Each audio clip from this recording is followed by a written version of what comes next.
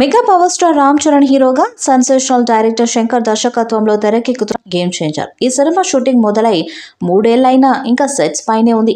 ఇందుకు కారణం Indian 2 movie. Director Shankar game changer చేస్తున్న టైంలోనే ఇండియన్ 2ను కూడా సెట్స్ పైకి తీసుకెళ్లారు. దీంతో ఒకే సమయంలో 2 సినిమాల షూటింగ్స్ చేయడం ఇబ్బందిగా మారిన నేపథ్యంలో కొంతకాలం గేమ్ చేంజర్ సినిమాను పక్కన పెట్టేశారు. ఎట్టకేలకు జూలై 12 ఇండియన్ 2 రిలీజ్ అయింది. దీంతో శంకర్ గేమ్ చేంజర్ను పూర్తి చేసే పనిలో పడ్డాడు. ఈ క్రమంలోనే రీసెంట్గానే రామ్ చరణ్ తన పార్ట్ షూటింగ్ అంతా కంప్లీట్ చేశాడు. ఇదిలా ఉంటే రామ్ చరణ్ ఈ సినిమాకు సంబంధించి ఓ విషయంలో సంచలన నిర్ణయం తీసుకున్నారట. తొలుత ఈ మూవీ నుంచి వచ్చే లాభాలు షేర్ తీసుకుందామని ఫిక్స్ అయ్యారట. ఆలస్యం అయ్యే కొద్దీ నిర్మాత వడ్డీల భారం పెరుగుతుందని తెలిసి తన నిర్ణయాన్ని చరణ్ మార్చుకున్నారట. పాన్ ఇండియా వరల్డ్ రిలీజ్ కానున్న గేమ్ చేంజర్ కోసం రామ్ చరణ్కి 90 కోట్ల రెమ్యునరేషన్ ఇవ్వనున్నారట. షేర్ బట్టి చూస్తే ఇది కాస్త తక్కువ మొత్తమే అని తెలుస్తుంది.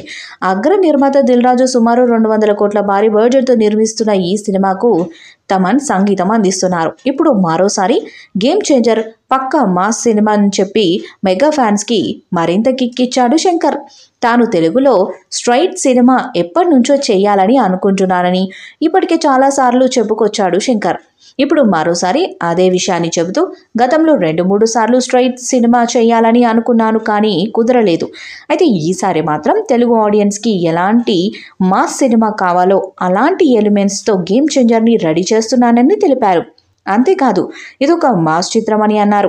కార్తిక్ సుబ్బరాజు నుంచి లైన్ తీసుకొని పూర్తిగా తెలుగు ప్రేక్షకులను మెప్పించే విధంగా ఒక స్ట్రైట్ తెలుగు సినిమాగా తెరకెక్కించామని తెలిపారు.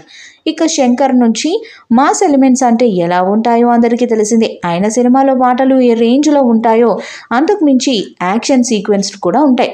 అలాంటిది ఇప్పుడు చరణ్ లాంటి మాస్ హీరోకి ఇచ్చే ఎలివేషన్ మామూలుగా ఉండదని చెప్పాలి.